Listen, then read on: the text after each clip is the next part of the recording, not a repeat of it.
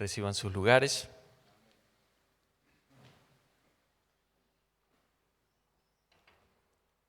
Parecería que el culto fue desarrollando un tema central, ¿no? Damos gracias a Dios que por su Espíritu Santo nos guía. Amén. Quiero ir a la palabra del Señor. Segunda de Crónicas, capítulo 20, va a ser el texto base. Pero antes que eso, o en el desarrollo, iremos viendo otros versículos ahí de alrededores. Segunda de Crónicas, capítulo 20, es un pasaje muy familiar, muy conocido, enseñado mucho incluso en la escuelita, ¿no? Como evento de lo que sucedió, digamos, en este lugar, lo que se relata aquí.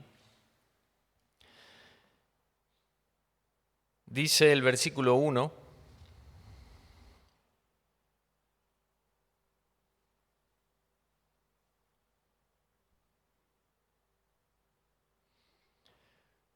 de Segunda de Crónicas 20, pasadas estas cosas,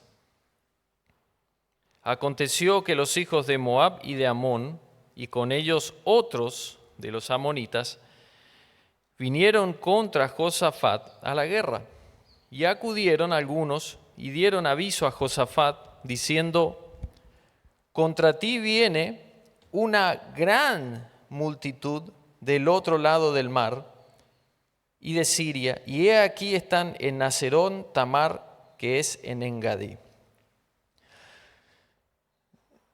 Lo que vamos a ver aquí es cómo resuelve un rey. Cada vez que toco esa pata se rompe más. El otro día fue un pedacito. Lo dejamos ahí.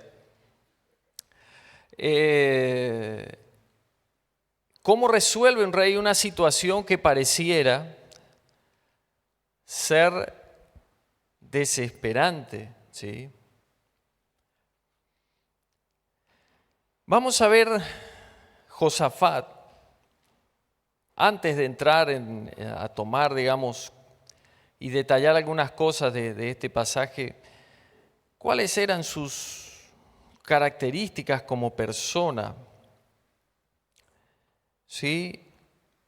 Hijo de Asa, Josafat, dice, si lo miran después, el capítulo 17, que siguió los caminos de David como rey, guardando el nombre de Dios. ¿Sí? Si vamos, por ejemplo, a Segunda de Crónicas 17, 7 al 9,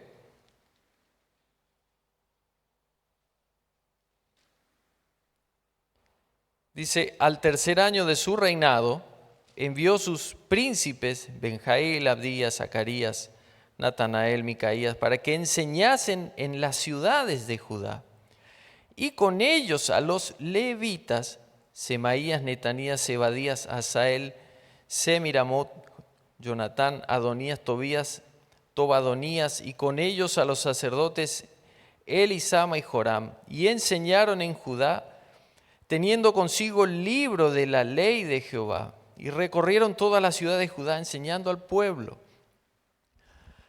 Una persona que basó su reinado, lejos de apoyarlo en cuestiones humanas, al poco tiempo de haber asumido, comienza a instruir al pueblo en el libro de la ley de Jehová, la palabra de Dios, y que el pueblo debía ser instruido al respecto. ¿Por qué no hago notar esto? Porque la responsabilidad, podríamos decir, y era de los levitas, ¿sí? Como función de ministración en el templo y demás. Pero el rey se lo tomó de una forma muy importante que lo saca del templo a los sacerdotes levitas y los envía a todas las ciudades a instruir al pueblo, impartir la palabra del Señor y hacerla cumplir. ¿Sí? Vamos al capítulo 18, versículo 4, en forma rápida. Dice, además, dijo Josafat al rey de Israel, te ruego que consultes hoy la palabra de Jehová. Este evento que relata cuando Acab lo intenta persuadir para ir a la guerra, y él evidentemente en su corazón no se sentía tranquilo. Pero a su vez, porque si él le sugiere esto a Acab es porque era su costumbre. ¿Y qué opina Dios de esto que vos estás diciendo, que vos querés hacer? ¿Qué opina Dios? ¿Por qué no consultás?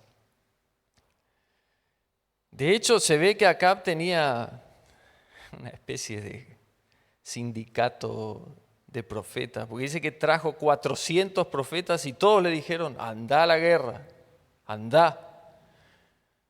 Y Josafat todavía dice, ¿no queda uno para que podamos consultar a Dios? Sabía distinguir, tenía el oído afinado para con la voz de Dios.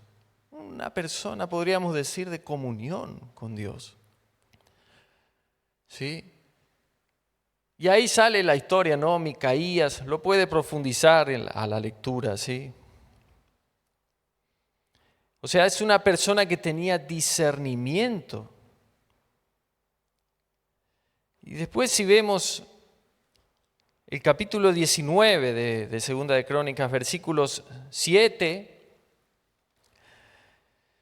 dice, sea pues con vosotros el temor de Jehová.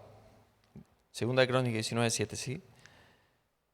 Mirad lo que hacéis, porque con Jehová nuestro Dios no hay injusticia, ni acepción de personas, ni admisión de cohecho. Y el versículo 9, y les mandó diciendo, procederéis asimismo con temor de Jehová, con verdad y con corazón íntegro. Esta es la instrucción que un rey que sirve a Dios le da a los jueces que designan los distintos sectores del reino. Integridad, no, sin injusticia, sin cohecho. ¿Qué significa? Te tiro unos mangos y hacemos de cuenta que no pasa nada. O como pasaba en la época del Señor, ¿no? Que aquel que tenía un pecado medio complicado iba al templo medio escondido y compraba un cordero que ya vendían ahí. Y bueno, y vos sacrificás, pero que no se note que soy yo el que está haciendo el sacrificio. ¿Cuánto necesitas? Y el cordero más el servicio de disimulado, más, y no sé, un denario. Cohecho. No hay cohecho, no hay acepción de personas. Somos iguales delante del Señor. Bueno, este Josafat ahora, que es el versículo que acabamos de leer, luego de la experiencia de haber tenido con Acab, porque a pesar de consultar o pedir consultar a Dios, y a pesar de que Micaías dice que iban a perder la batalla con el rey de Israel, él accede a acompañar por una cuestión de que en su corazón sentía ese compromiso de que Israel y Judá eran una sola cosa. Termina yendo y allí en dificultades el Señor lo salva de morir. Bueno, pasado el tiempo, ahora se encuentra él ante la noticia de que los moabitas y amonitas se habían congregado en una gran multitud, dice el pasaje, para arrasar con su reinado y apropiarse de lo que era de ellos. Ahora, vamos a ver un poquito cuáles son los pasos que toma Josafat a partir de ese anuncio, a partir de que recibe la noticia de que estaba prácticamente sitiado, ¿sí? No dice la palabra del Señor que lo hayan sitiado, sino que lo esperaban en Engadí, pero sí dice que era una gran multitud, ¿sí? Entonces, desde el versículo 3 al 24 vamos a ir viendo particularidades de las acciones que va tomando Josafat. El versículo 3 dice del capítulo 20 de Segunda de Crónicas, dice, entonces él tuvo temor. ¿Sí? Sintió miedo,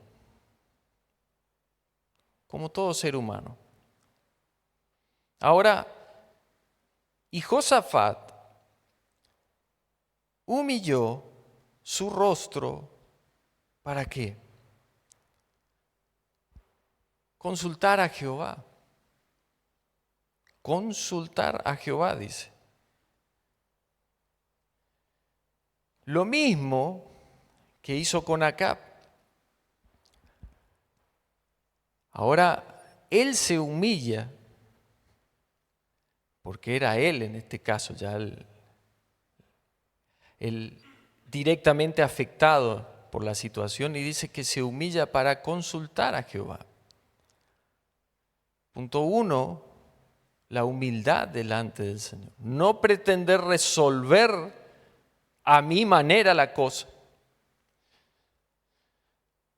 Estamos hablando de Josafat. Si vemos los versículos anteriores, menciona de que se había hecho edificar ciudades fortificadas, que había fortalecido el ejército, etcétera, etcétera.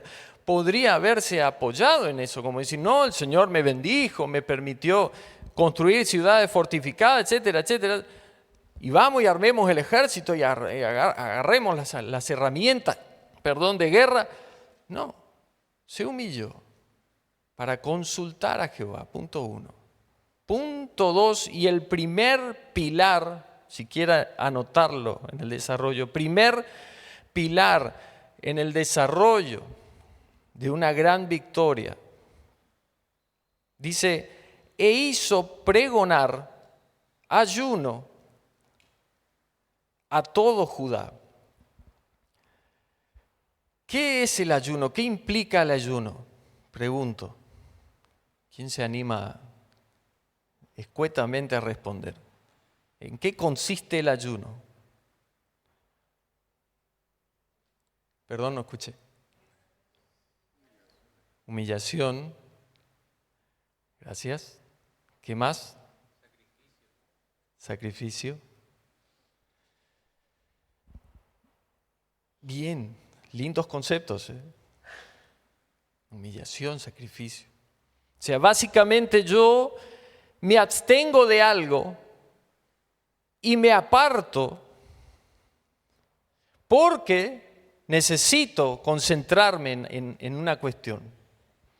Entonces, el ayuno es una actitud donde yo me abstengo de qué algo, de aquello que me da placer físico, ya sea comer u otra cuestión, ¿sí? Porque ya hemos recibido enseñanza en este lugar sobre eso, ¿sí? Y me aparto porque tengo algo, una cuestión muy particular que resolverla. Fíjense que Josafat no es que se llama a él al ayuno, porque es de uno suponer, dice, me voy a apartar en ayuno, en comunión con el Señor, para que el Señor me muestre. Eso es una cosa. Otra cosa es convocar a todos al ayuno, todo el pueblo, todo Judá hizo pregonar ayunos. Muchachos, tenemos un tema para resolver. tenemos una cuestión importante, tenemos un enemigo allá afuera que nos quiere arrasar. ¿Qué hacemos? ¿Salimos corriendo como gallinas empantadas? No, ayunemos por favor. ¿Sí? Hizo pregonar ayuno. Versículo 5. El segundo gran pilar que nos lleva a resolver en victoria una situación. Dice el versículo 5, entonces Josafat se puso en pie en la asamblea de Judá y de Jerusalén, en la casa de Jehová, delante del atrio nuevo, un patio que habían hecho, ¿sí? En el templo de Salomón. Y dijo, Jehová, Dios de nuestros padres. Ese segundo gran pilar, la oración. La oración. Fíjense que no está hablando de poner el ejército a practicar ni pasar revista de cuántos soldados había, si había espadas, si había artilugios de guerra, no sé, armamento. No está hablando de eso.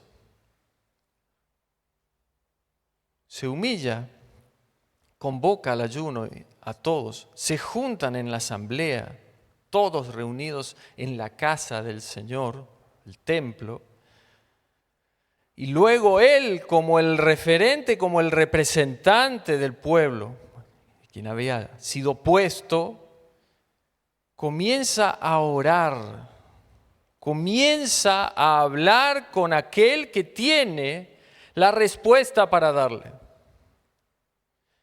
Y esta oración, fíjense los puntos de cómo la recorre, cómo comienza. Dice, Jehová, Dios de nuestros padres, ¿no eres tú Dios en los cielos y tienes dominio sobre todos los reinos de las naciones? ¿No está en tu mano tal fuerza y poder que no hay quien te resista? ¿A quién le está hablando él? No es a cualquiera. Primero dice Dios nuestro. Después dice, ¿no tienes dominio sobre todas las naciones? Esa expresión más le sirve a Josafat que a Dios. Dios sabe quién es. Pero Josafat lo trae a colación, lo trae a memoria, porque él dice, voy a hablar con aquel que tiene el dominio sobre todo. A él estoy recurriendo, no estoy yendo a cualquiera, estoy yendo a Dios, a mi Dios que tiene dominio y tal poder y tal fuerza. A él me estoy dirigiendo, ¿sí?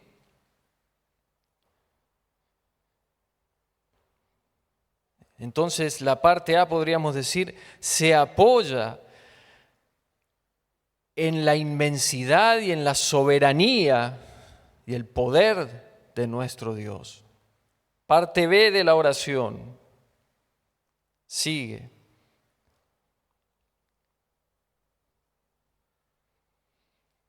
Versículo 7. Dios nuestro, ¿no echaste tú los moradores de esta tierra delante de tu pueblo Israel y la diste a la descendencia de Abraham, tu amigo, para siempre? Y ellos han habitado en ella y te han edificado en ella santuario a tu nombre, diciendo, si mal viniere sobre nosotros o espada de castigo, pestilencia, hambre, nos presentaremos delante de esta casa donde estaban reunidos y delante de ti, porque tu nombre está en esta casa. Y a causa de nuestras tribulaciones clamaremos a ti y tú nos oirás y salvarás. Es una afirmación. La parte B de esta oración se apoya en las promesas. Lo que él está haciendo es rememorar la oración de Salomón y la respuesta de Dios para con él. Es en esta casa donde estoy congregado, no solo yo, todos estamos aquí, Señor, todos.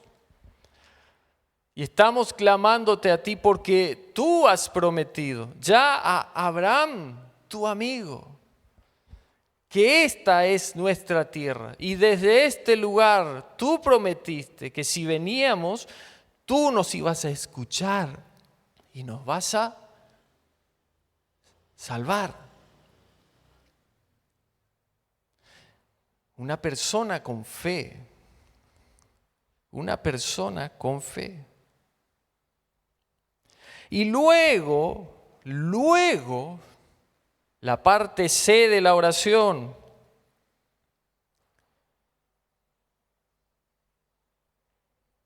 El versículo 10. Ahí viene la exposición puntual de la necesidad. Ahora pues he aquí los hijos de Amón y de Moab y los del monte de Seir, a cuya tierra no quisiste que pasase Israel cuando venía de la tierra de Egipto. Bueno, el versículo 11, he aquí ellos nos han dado el pago viniendo a arrojarnos de la heredad que tú nos diste en posesión. Oh Dios nuestro, ¿no los juzgarás tú? Porque en nosotros, y acá viene la cuestión de saber hablar al Señor lo que a mí me está pasando realmente. Nosotros no sabemos qué hacer, ¿sí? Porque en nosotros no hay fuerza contra tan grande multitud que viene contra nosotros. No sabemos qué hacer y a ti volvemos nuestros ojos. No sabemos qué hacer. Ahora, yo traigo a mi vida un poquito eso. Cuando me aprieta el zapato,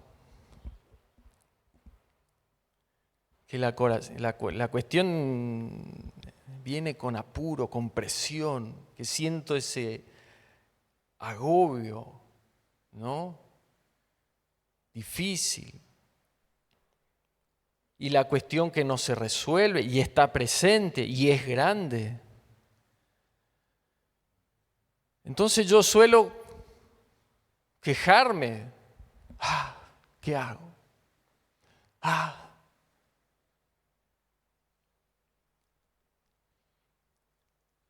En lugar de ir a la presencia del Señor, humillado, en ayuno, apartado, en oración, hablando con mi Señor y diciéndole algo tan sencillo como no sé qué hacer, no sé qué hacer. Nosotros estamos acostumbrados a resolver las cosas con nuestros ojos humanos.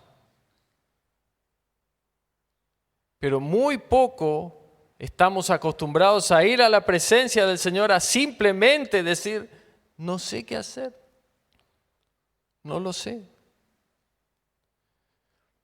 Pero tú sí sabes. Porque muchos nos quedamos en el no sé qué hacer. No sé qué hacer, no sé qué hacer, no sé qué hacer. Bien. Pero pocos vamos al paso siguiente. Tú sí sabes, Señor. Tú nos salvarás. Por eso volvemos nuestro rostro a ti. Porque tú sí sabes. ¿Y cuál fue el resultado de esto? ¿Sí? Dice que el versículo 13, todo Judá estaba en pie delante de Jehová con sus niños y mujeres delante del Señor. Y lejos de esconder su rostro, dice, y estaba allí Jaasiel, hijo de Zacarías, hijo de Beaya, hijo de Jael, etcétera, etcétera.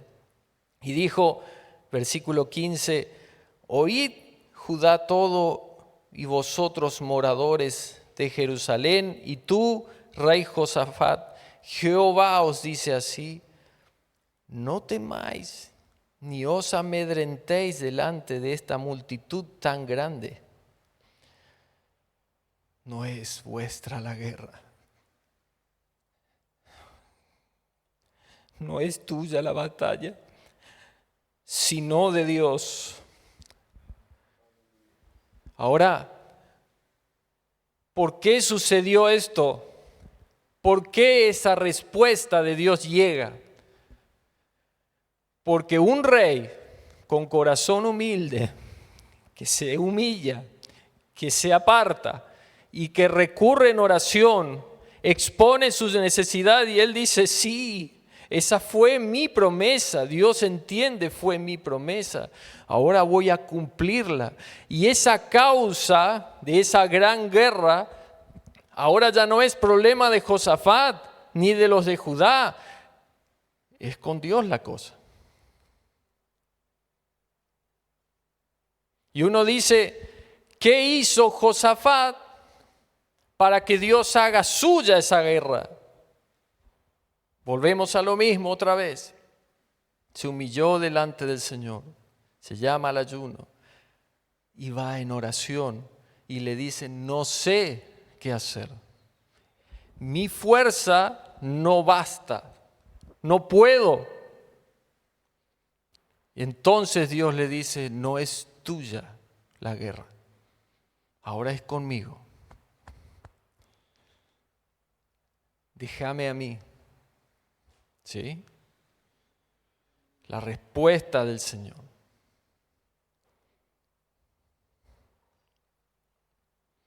Pasamos un poquito porque el Señor le ordena que desciendan contra ellos y les dice exactamente dónde se iban a encontrar. Versículo 18. El tercer pilar principal. Entonces, Josafat se inclinó rostro a tierra y asimismo todo Judá y los moradores de Jerusalén se postraron delante de Jehová y adoraron a Jehová. Y se levantaron los levitas de los hijos de Coat y de los hijos de Coré para alabar a Jehová, el Dios de Israel, con fuerte y alta voz. ¿Qué pasó? El enemigo seguía estando allá. No había pasado nada aún. No había pasado nada. ¿Sí? Pero luego de la respuesta viene la adoración y la alabanza. Adorar no es cantar lindo hasta largarme a llorar. Adorar, como dice ahí, se postraron delante de Jehová. Yo para postrarme tengo que sacarme lo que tengo, me saco todo, me despojo y me tiro en el piso. Eso es postrarme. Me reconozco incapaz delante de la autoridad del Señor. Me reconozco totalmente necesitado hacia el Señor. Y luego de eso, alabo al Señor. ¿No le recuerda esta situación otro pasaje?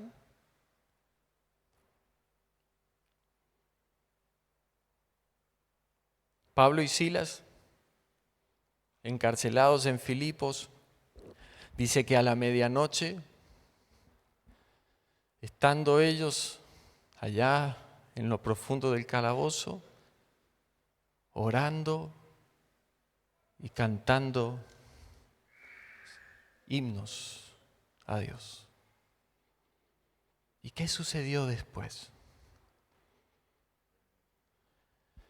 Si hay algo que realmente activa el poder de Dios, es la adoración y la alabanza.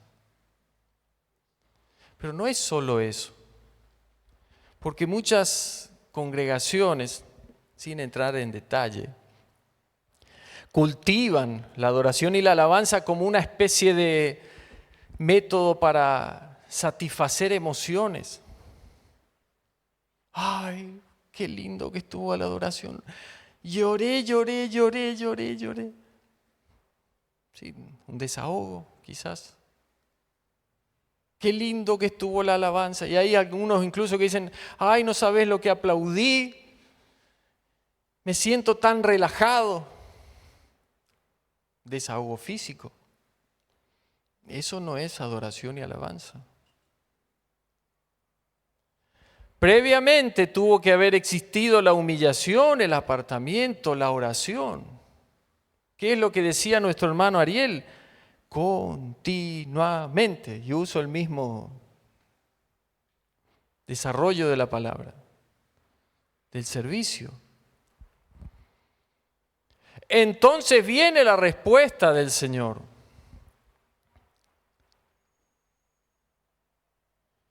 Y esa adoración genuina y esa alabanza genuina activa el poder de Dios.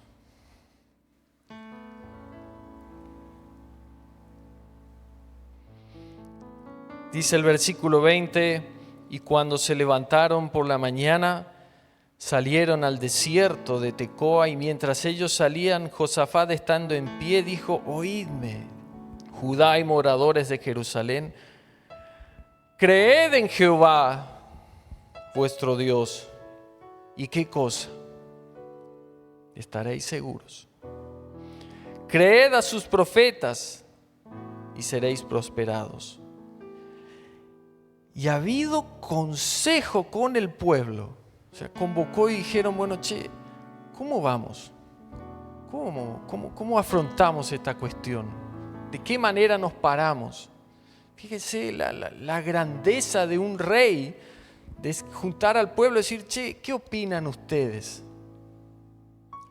Ha habido consejo con el pueblo, dice, puso a algunos que cantasen y alabasen a Jehová vestidos de ornamentos sagrados.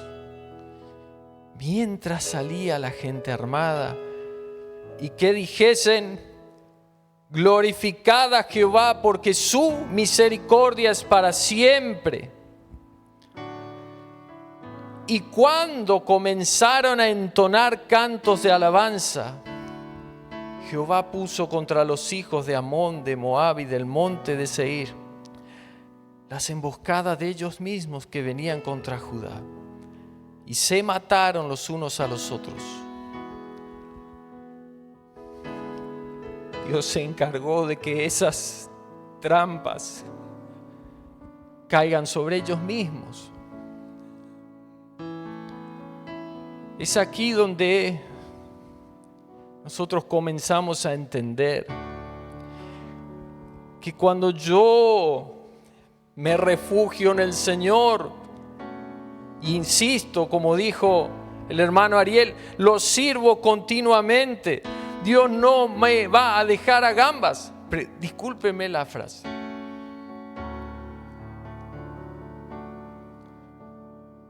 Y si aún así sobre eso yo le sumo una adoración genuina, donde me rindo delante de Él, y una alabanza real y genuina hacia su nombre, es donde Dios actúa.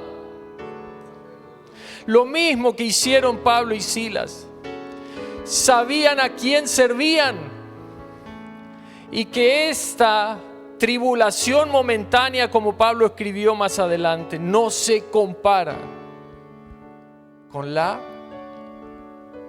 gloria venidera. Dios responde. No lo tengo resuelto al tema.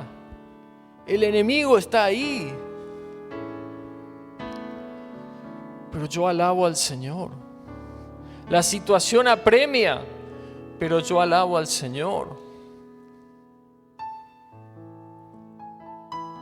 ¿Qué significa eso? Que yo confío en Él. A punto tal que no importa lo que me está sucediendo, es Él el que está manejando los tiempos. Es Él el que está manejando las circunstancias global. Es Él el que se va a glorificar. Por eso esta alabanza de que Josafat manda a decir a los hijos: glorificad a Él.